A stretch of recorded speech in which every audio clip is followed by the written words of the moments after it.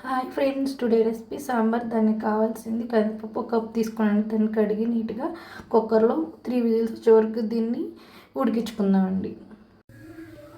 మనం సాంబార్ ప్రిపేర్ చేసుకుందామండి. ఇప్పుడు సాంబార్కి పొయ్యి వెలిగించి బండి పెట్టుకున్నామండి. దాంట్లోకి ఇప్పుడు ఇది వేడైన తర్వాత ఆయిల్ వేద్దామండి.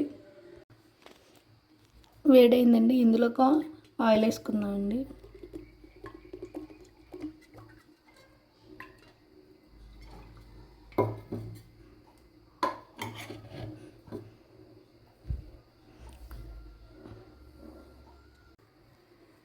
ఆయిల్ వేడైందండి, ఇందులోకి 3 ఎండుమిరపకాయలు,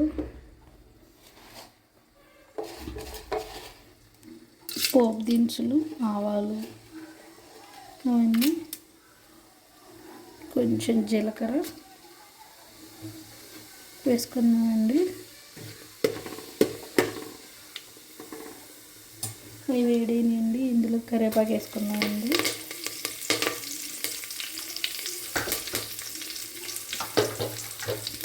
అది కూడా వేడైందండి. ఇప్పుడు ముందుగా మనం కోసి పెట్టుకున్న ఆల్వేస్ స్టవ్ చేసుకున్నామండి.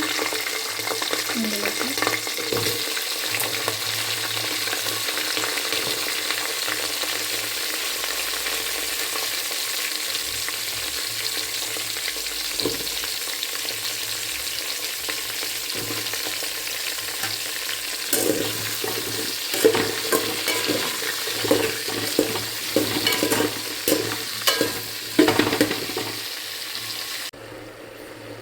ఇప్పుడు వెజిటేబుల్స్ ఒక 10 నిమిషాలు ఉడికిన తర్వాత అందులోకి ఒక 2 స్పూన్లు ఉప్పు, 1 స్పూను పసుపు యాడ్ చేసుకున్నామండి.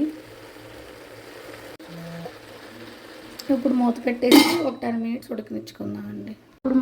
ఇప్పుడు మనం సాంబార్లోకి చింతపండు నానబెట్టుకుందామండి. దీనికి ఒక పెద్ద నిమ్మకాయ సైజ్ చింతపండు సరిపోయిందండి. ఒక 10 నిమిషాలకి వెజిటేబుల్ బాగా ఉడికిపోయినాయండి. ఇప్పుడు ఇందులోకి 1 టేబుల్ స్పూన్ అల్లం వెల్లుల్లిపాయ పేస్ట్ యాడ్ చేసుకున్నామండి.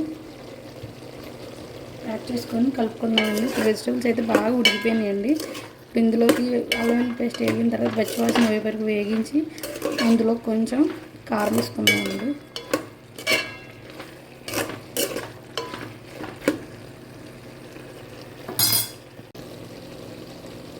ఇప్పుడు వెజిటేబుల్స్ బాగా ఉడిపోయినాయి. ఇందులోకి 1 టేబుల్ స్పూను కారం యాడ్ చేసుకుందామండి.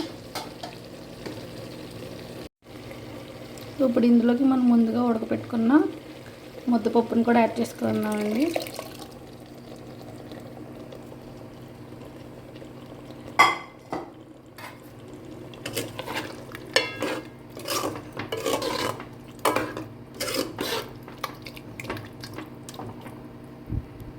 ఇప్పుడు ఇందులోకి మనం ముందుగా నానబెట్టుకున్న చింతపండు పులుసును కూడా పోసుకుందామండి.